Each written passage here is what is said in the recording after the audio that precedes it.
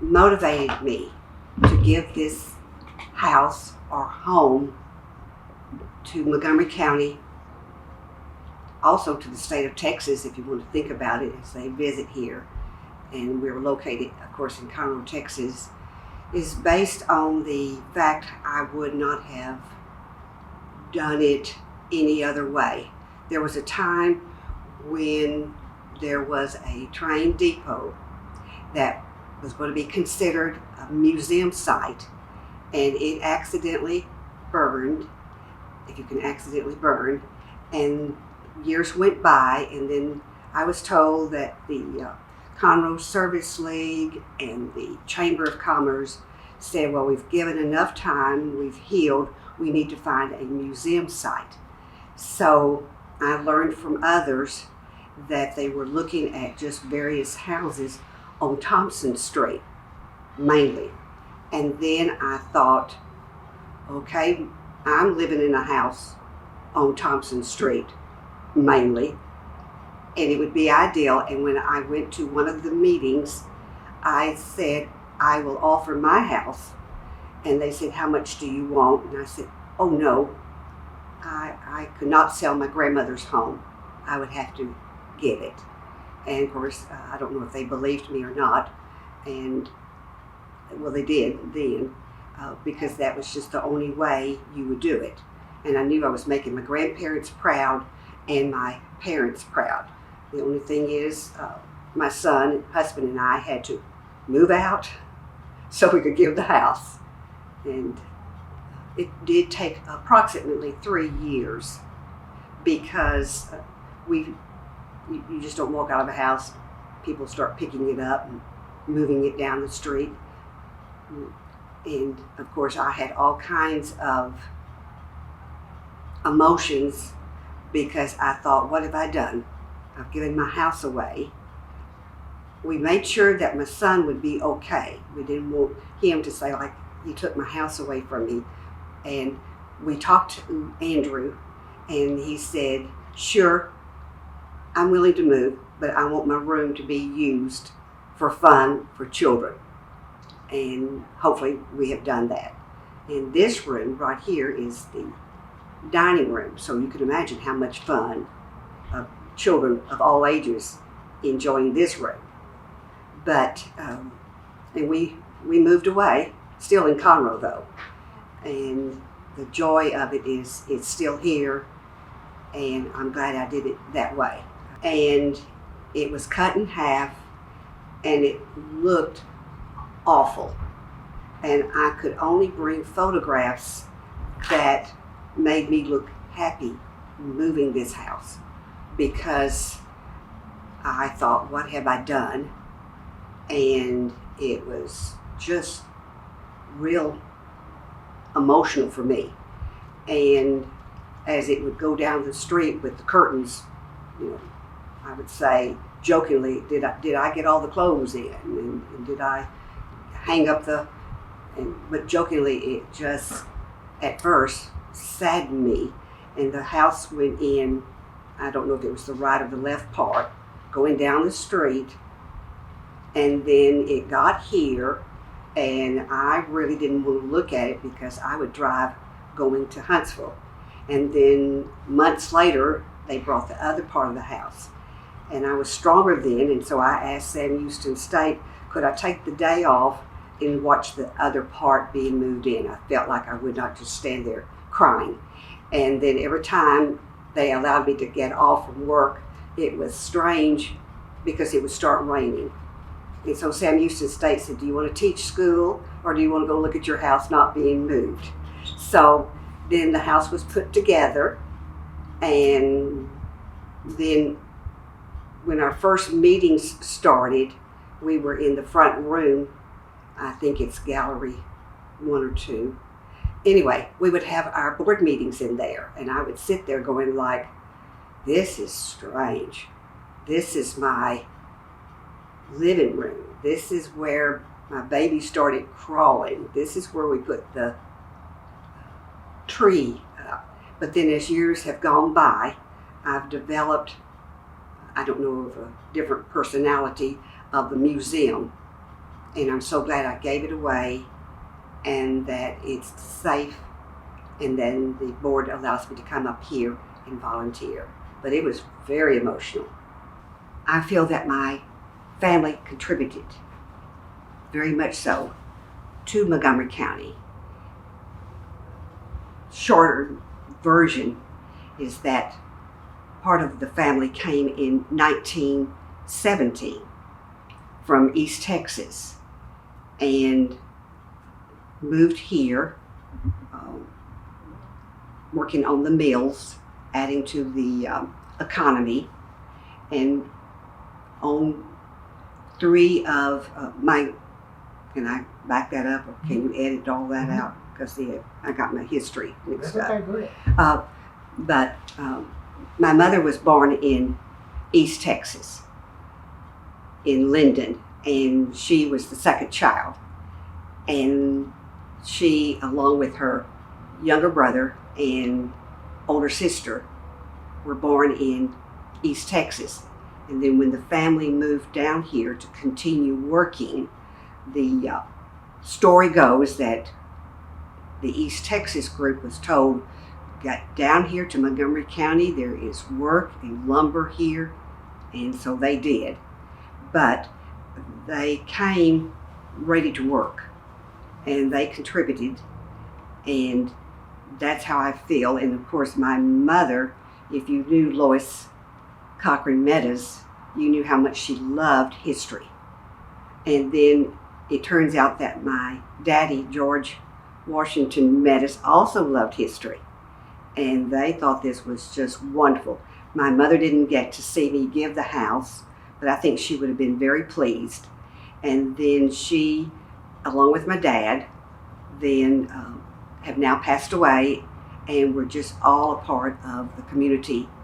And I could list all of their organizations, contributions, and I always said that my daddy worked for Humble Oil, and not Exxon, but Humble Oil, and so he was part of the oil industry while my mother was part of the lumber industry.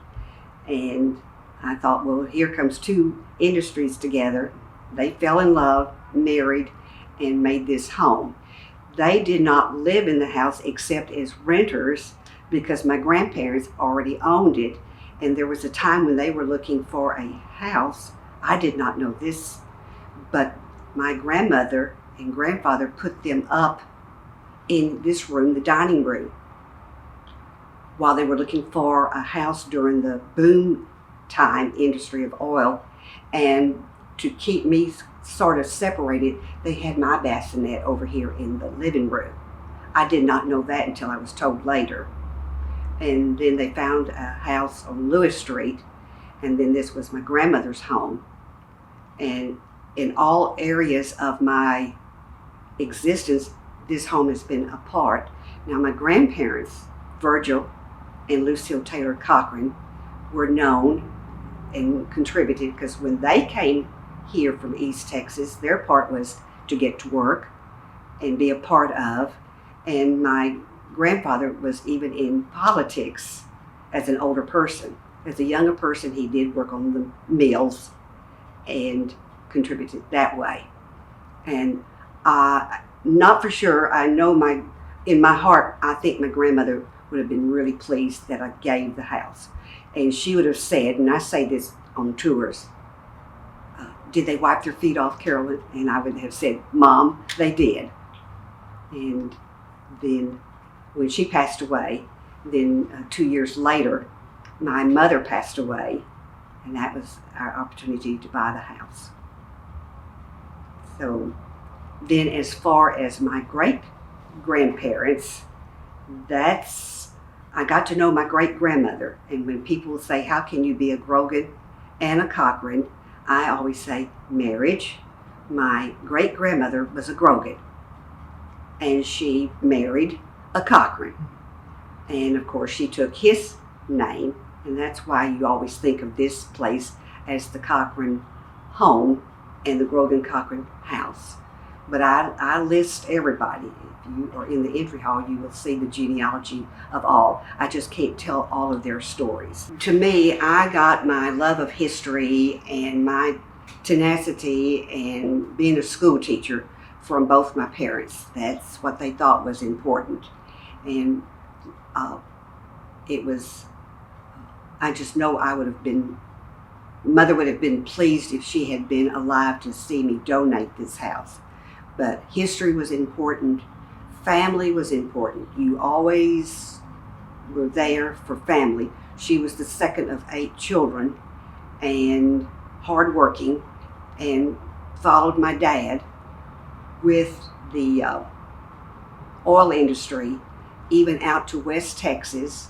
And she kept saying, if we can ever work our way back to East Texas, I want to go home. And so whenever there was an opening, I guess my dad also said, like, I'm with you too. And they were in Val Furious, and my daddy worked for Humble Oil. And so somehow or another, she wanted to come home to have me. She wanted to be near her mother, and that was just part of it. And then they did, and I got to stay a little bit longer because I was 2 weeks late. And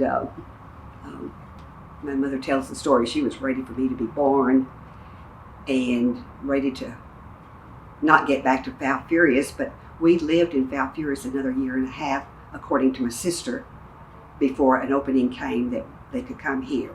And my daddy loved history, and he lived to he was almost 80 years old, I believe, with me. And this was a gathering place where he would have been just capturing everybody to visit with him. And his nickname in the oil field was Good Buddy. And he lived 15 years without my mother, and so we filled in the gap.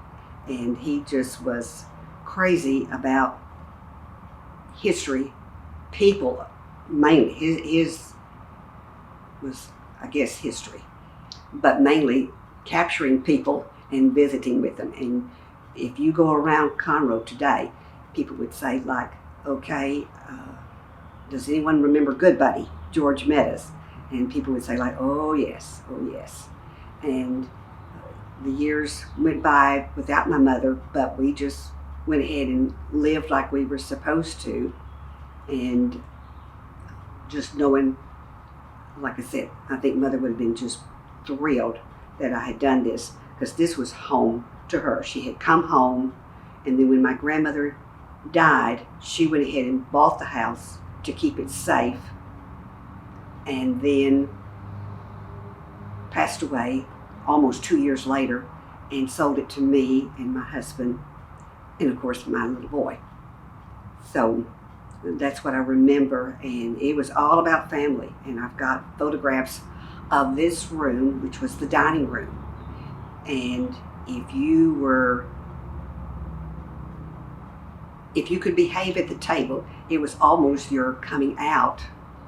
And you would sit at the table, and I have a precious photograph of my mother holding me as a baby, with my sister beside her, with my grandfather at one end of the table, and this great grandmother also here at the table. So I got all those generations right there. And the dining room furniture is in my home today. The Grogan Mills here in this area was one name, the Grogan Cochran Mill. Then you had Grogan Cochran Lumber Company, and then you had the Grogan. Each one had a name that is listed in the history, that wherever there was a mill, including the Grogan Mill, Grogan Cochran Mill, down in the Woodlands there was a number of mills there. And mainly when it retired out, mainly, don't need to keep saying mainly, but it was the Grogans that had the majority of the votes, the stock. And my mother told this story, if I can tell a story without it upsetting too many of the family. But she said that whenever Cochran's needed money, they would go to a Grogan and sell their stock. And then here comes Mr. Mitchell, and then he buys mainly the Grogans and some of the Cochrans. Mm-hmm. But my mother told it like it was. But up in East Texas, they had a meeting with Richard Grogan, and he said to the family, "This is a family affair. I need all of you to be a part of it, including my son-in-law, T.M. Cochran." And so they made a pledge with the Lord's blessing that this was something that they would do. And up in East Texas, there were other places called like Bivens, and coming on down to Conroe, even some of the Grogan Cochran family members even set up in Huntsville. And they just had more than one meal. At one time there was maybe 25 meals going on, or at one time there was just that many meals. And they all had different names. And in the history books they show it. I don't know if they kept up with that way because of the different names. And so like my grandfather was one of the younger Cochrans, and so he was out on one of the meals or all of the meals, I don't know. And then my mother even found one of the meals. This is fascinating because she was one of the older children. And of course all of the Woodlands was solid woods. And we would be going down 75 to Easton where the doctors were and so forth. And she'd say, "Children," talking to me, my sister and my brother, "turn this way and look. Now look. And so we're looking at trees and we're like, "Yes, Mother." And she said, "You go back so many miles, there you would find the pond." And we go like, "Yes, Mother." So she rejoiced when Mr. Mitchell started developing the Woodlands and put in the streets. And at that time she was already dying of cancer, and she had us to make a bed in the back of her car, and we took her and we got all these different streets, and she started saying, "Turn, turned about here." And then we helped her out of the car, even with her little brother, Bill Cochran Sr., and she started walking and leaned over and started picking up items that are in this front display. And she said, "Oh, here's the," and we're going like, she guessed in all of these trees, and then she came back and drew where everything was. And so finally here comes the Mitchell people going like, you people need to leave. You people need to leave. But she lived long enough, and I think she was doing it on purpose, to watch the Woodlands open with that one section. And then the next, I can always tell how long it's been since I've had my mother passed away by the age of the Woodlands. And of course I go back to that time, and then she came home, and home was next door to this place because she lived close to her mother so she could take care of her mother. And this was downtown Conroe, and she went to bed and passed away. Oh, wow, that's awesome. So that's why when I talk about her, she had a very much big influence. And so the childhood experiences were easy, fun times when Conroe was large enough, larger than Willis, but big enough that you could still feel that you had a town to go play in. But Easton was close enough that if we needed to get to certain doctors or whatever, it was close enough. And this was my grandmother's home, and all holidays were spent here. And then I was always the child that I stayed with my grandmother during the summers. And then that was just automatic. And then if she wanted company, I would just spend the night here. And later on, this was just home away from home, and here would be coming out of town cousins, aunts, and uncles. And she'd say, "Is it okay if I move you back to your house on Lewis Street?" So I would say, "Sure, Mom." And she was Mom, And this was the big house. And then after everybody would leave, I would move back over here to the fact that we just had a wonderful time playing. And my older sister being old enough, we just played. We did not live in Candy Cane Park. And we were downtown Conroe when you could just go outside. You were right across from First Baptist Church. Okay. You were on Thompson Street. You were 2 blocks from the courthouse. I would like to be remembered for the history and showing that I could put my, so to speak, money where my mouth was and still roll up my sleeve and know that I had to be compromising to be on the board for how it should be. I have students in Montgomery County. I taught for almost 40 years everywhere, and they always say to me that they remember me as a Christian teacher of whatever I was teaching, set an example.